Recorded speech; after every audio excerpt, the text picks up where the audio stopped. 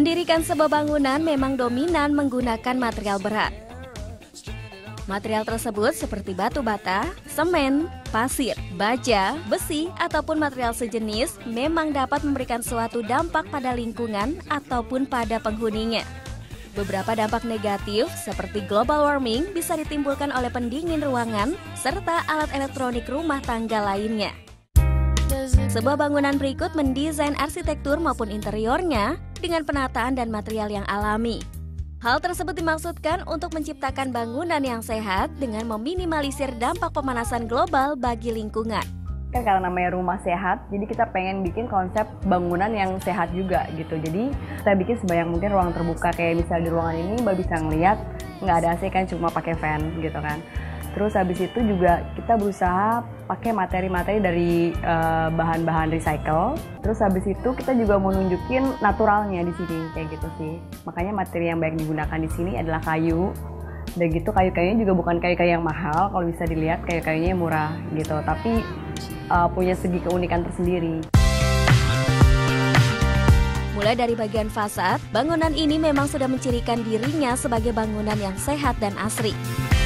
Hal tersebut tercermin karena terdapatnya sebuah kolam dan jembatan sebagai main entrance menuju bagian utama bangunan. Beberapa tanaman dan pot menambah asri bagian muka bangunan tersebut. Memasuki bangunan ini, nuansa hangat dan asri didapat pada penggunaan material kayu yang dominan. Material kayu dijadikan sebagai pelapis dinding yang unik dikarenakan menggunakan kayu jenis dolken yang disusun berjejer hampir sepanjang dinding bangunan. Apalagi bentuk kayu yang meliuk memberikan kesan artistik yang indah pada dinding.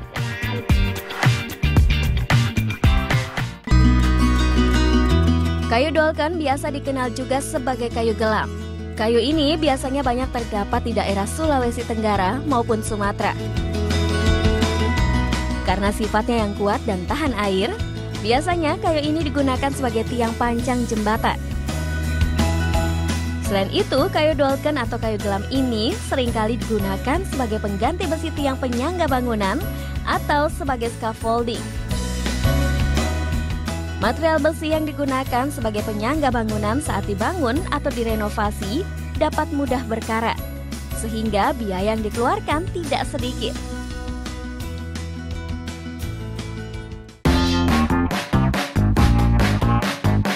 Tidak hanya pada dinding, penggunaan unsur kayu juga diterapkan pada penutup atap yang menggunakan susunan bambu palupu. Selain itu, material furniture tentunya tidak luput dari penggunaan unsur kayu. Untuk kursi panjang tanpa sandaran atau bench, menggunakan kayu yang berasal dari potongan pohon yang utuh. Tentunya, pohon yang digunakan merupakan jenis pohon yang sudah tidak terpakai. Dengan bentuk seperti ini, akan terlihat menyerupai kursi panjang yang ada di warung.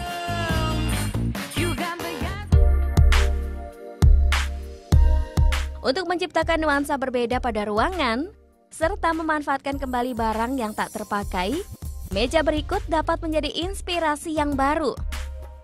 Permukaan meja merupakan daun pintu kayu bekas yang ditambahkan dengan velg sepeda sebagai kaki meja. Velg roda ini disambungkan dengan besi agar kuat pada permukaan meja. Dan disambungkan dengan kayu sebagai sandaran kaki. Material kayu yang digunakan hampir di seluruh bagian bangunan membuat bangunan ini sejuk tanpa adanya air conditioner. Fan atau kipas dipasang untuk mengantisipasi jika datang cuaca panas. Area lantai yang menggunakan material marmer menambah kesejukan pada ruangan. Apalagi pada sisi dinding lainnya, terdapat dinding material ekspos batu bata yang menambah kesan alami dan sejuk. Kursi kayu bekas yang dipasang pada dinding ekspos sebagai rak pot tanaman dan barang lainnya memberikan suatu hal yang tidak biasa. Treatment kursi kayu pada dinding batu ekspos ini dapat kamu aplikasikan pada dinding ekspos tanpa menutupi keindahan dari susunan batu bata yang alami. Mendesain sebuah bangunan yang memiliki unsur kesehatan dengan adanya material dan sifat alami tentu merupakan suatu hal yang positif. Apalagi dengan adanya pemanfaatan kembali barang-barang yang tidak terpakai. Tentunya akan membantu mengurangi sampah. Salah satunya tirai berikut. Tirai yang dapat juga dijadikan sebagai pembatas berikut ini terbuat dari rangkaian karung bekas tepung terigu. Karung yang terbuat dari kain ini dipotong, disusun, dan disambungkan dengan bagian lainnya. Pemanfaatan material alami dan konsep recycle memberikan sesuatu yang berbeda pada interior.